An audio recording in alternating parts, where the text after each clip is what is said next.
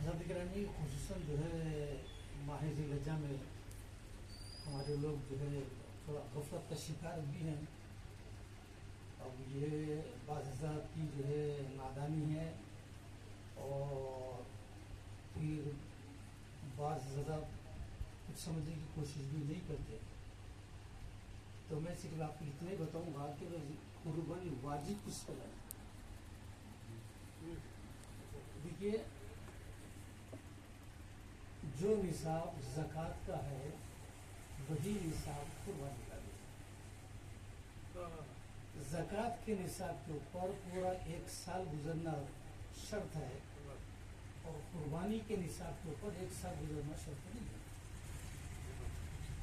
اب نصاب کتنا ہے؟ 52.5 تولے چاندی یا 7.5 تولے سونا.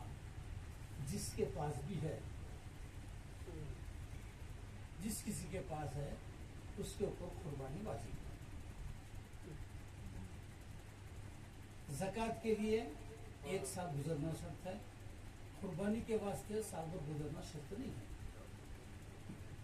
اگر کسی کے پاس تھوڑا سونا ہے اور تھوڑی چاندی ہے اور اگر دونوں کو ملا کے نصاب کا تو آپ صاحب نصاب ہو گئے.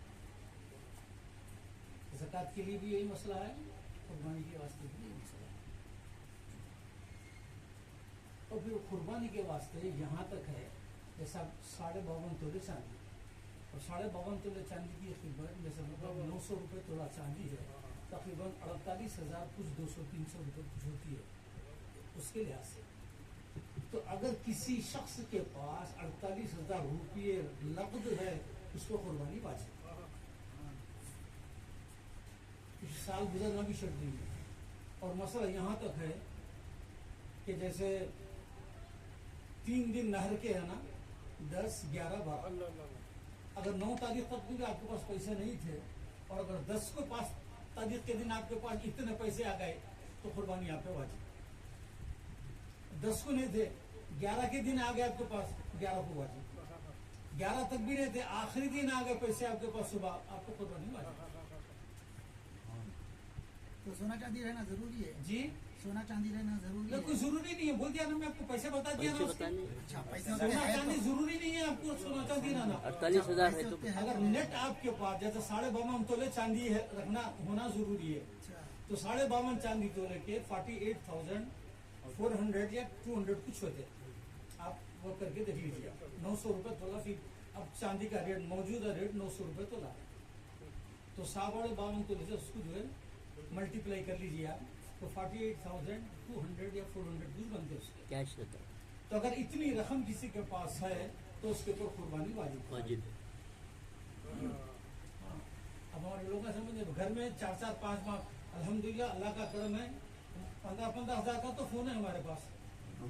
تو قرضہ لے کے بھی کر سکتے اگر جی پیسے بالکل. نہیں. سنیے آپ، قرضہ لے کے بھی قربانی کر سکتے ہیں، قرضہ لے کے بھی حج کو جا سکتے ہیں، مگر شرط یہ ہے کہ آپ کو واپس کرنے کی نیت آپ کی رہنا.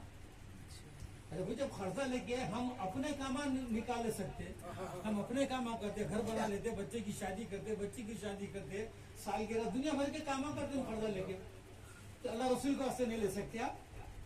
بالکل لے کے کر سکتے. حج کو بھی جا سکتے قرضہ لے کے، قربانی بھی قرضہ لے کے بناتے. اور اگر کوئی ہمارے فقہا نے یہاں تک فرمایا کوئی قرضہ لے کے اگر قربانی کرا اللہ اس کی برکت سے اس کا قرضہ جلدی جو ہے پھٹا دیتا ہے. اگر کوئی صاحب انصاف نہیں ہے انہیں قربانی دے رہا تو واجب ہوئی نفل نہیں. اب اگر انہوں نے قربانی کا ثواب مل جاتا اس کو، قربانی کا ثواب مل جاتا اس کو. جیسے مثال کے طور پر ہم لوگ 20,000 اپنی طرف سے بھی دیتے ہیں اور مرحومین کی طرف سے بھی دیتے ہیں. ثواب